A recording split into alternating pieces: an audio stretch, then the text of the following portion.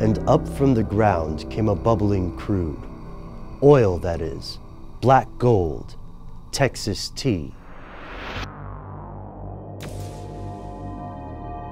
Welcome back to the show. That's Matt behind the camera. I'm Ben, you're you, most importantly, and that makes this stuff they don't want you to know. Listeners, some of you may have recognized the quotation we had at the top of the show, which is from an old sitcom called Beverly Hillbillies. And in Beverly Hillbillies, there's a rural family, and one day the patriarch is out hunting, right? And he's shooting at something and he misses, and the bullet, and let me just throw my invisible gun away here. The bullet hits the ground and then triggers an oil spill, right? Oil begins welling up, and next thing you know, boom, they're millionaires. I don't think that's quite plausible, but you know, it's TV. And this week, we're talking about these situations in real life. Oil spills, natural gas leaks, and there are so many conspiracy theories around oil companies, around the countries that own them or are subjected to their policies. What we want to focus on now will be the disasters, the times that things have gone horribly, catastrophically wrong, and how much or how little we know about those situations today. Here are 3 examples. Number 1, this is probably a pretty well-known one. On April 20th, 2010, the Macondo oil well, about a mile down in the water in the Gulf of Mexico, blows apart. And this has repercussions for the Deepwater Horizon oil rig that floats atop. It's a semi-submersible oil rig, and it becomes an inferno. Next thing you know, oil is pouring throughout the Gulf of Mexico. This oil rig and the well operation are owned by British Petroleum, popularly known as BP at your local gas station, right? Anyway, this oil, and there's a massive amount of it, contaminates the Gulf where 1/3 of US seafood comes from. It also contaminates beaches where there are many cities and towns that rely entirely on the tourism dollars. This is such a disaster that it looks like the president, as well as several different politicians in affected areas, are gonna lose their jobs over it. BP kicks into crisis control as quickly as possible, both in terms of actually combating an environmental disaster and in terms of combating public perception, which, as you know, would affect stock price, right? How do they start the first part, fixing the environmental disaster? Well, they get tons and tons of workers. There are also volunteers going in, and they try to combat the oil spill to somehow capture or disperse the oil. And that's key, because here's what they do. They release almost 2 million gallons of this thing they call a dispersant at first. And later we learn the name of it is Corexit. Here's what Corexit does. You put this 1.84 million gallons of Corexit throughout the Gulf of Mexico around these oil spills. And remember the image of an oil spill, right? Black water spreading around.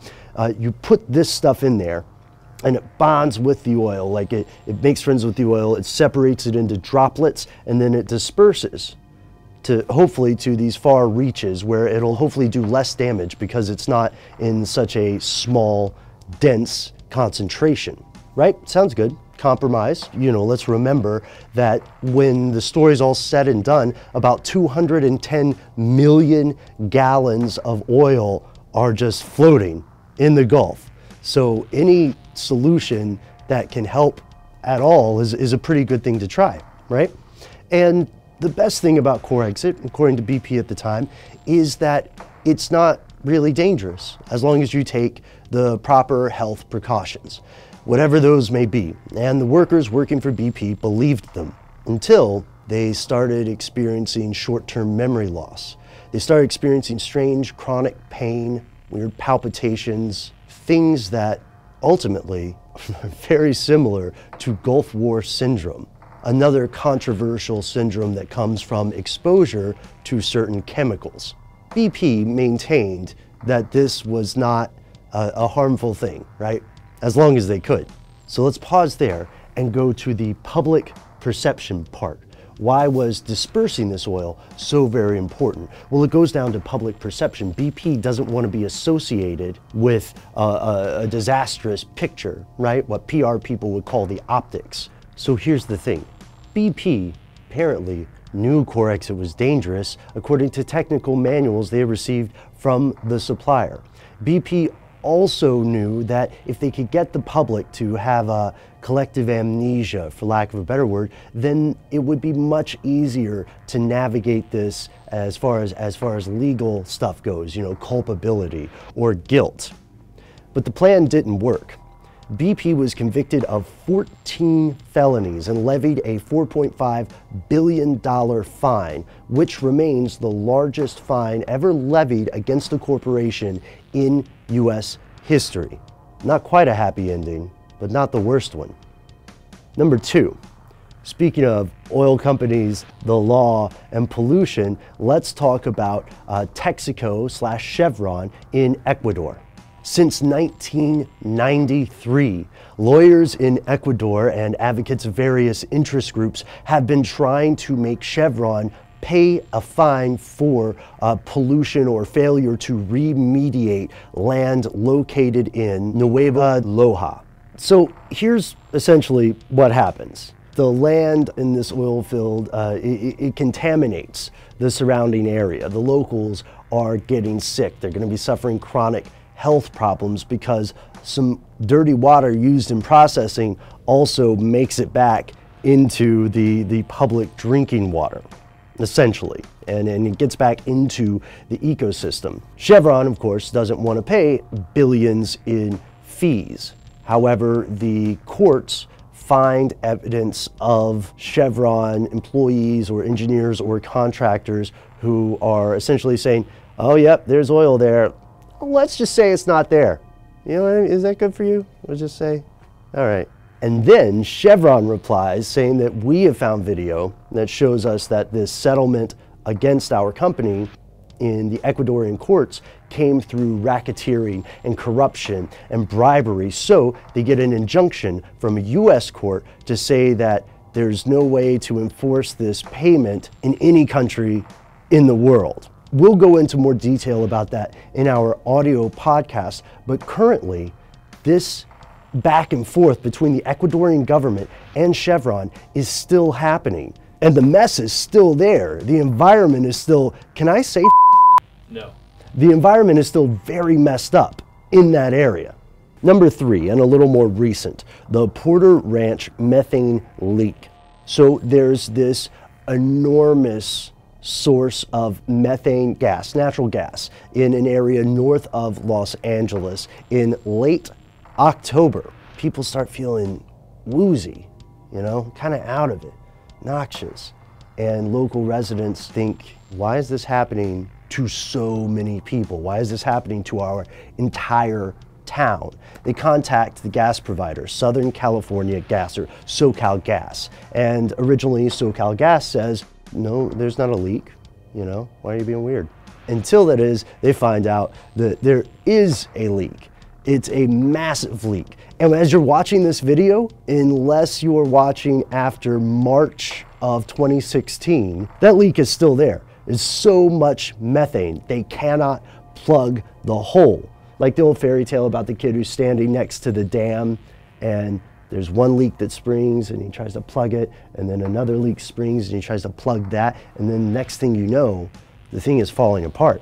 There are specialty well recovery companies, subsidiaries of Halliburton, oddly enough, that are tasked with addressing these sorts of disasters. And they're trying multiple things, but it's very tough to do because the area where this leak is occurring is so far into the ground, human beings can't go there. We can only kind of send stuff down. And at this point, obviously it's tough to say there is a cover-up because we're talking about it and it's happening now, which may not have happened with Corexit or with the original events between Chevron and Ecuador, right? However, they do have a few things in common. For example, during the Deepwater Horizon oil spill, BP instituted a no-fly zone as best they could. And they, you know, part of this would be for safety, but also Part of this is so that people can't see the extent of the damage, right? It's also damage control. And there's a no-fly zone being instituted in Porter Ranch as we speak, which makes a little more sense than the Deepwater Horizon, because methane is a gas. Methane is actually a tremendously useful but tremendously harmful gas. So is this for the safety of the people who could be flying through this methane contaminated airspace, or is it for the safety of the companies who would suffer repercussions if more photographs came out? That's one of the questions that we'll be looking at in our audio podcast coming out this week. And again, there are so many conspiracies around oil companies and how they interact with states and what their power is or is not. And we'd like to look at that in the future as well. So do me a favor, let us know what you think, not just about oil spill cover-ups, but also about oil-related conspiracies in the comments below. And find us on Facebook and Twitter. We're conspiracy stuff at both of those. You can talk to Matt and I directly on the internet. Probably the worst thing I do would be like bad puns. That's about as bad as it gets. You can check out Matt, Noel, and I on our audio podcast. You can hear everyone we've ever recorded on our website, stufftheydon'twantyouto.com.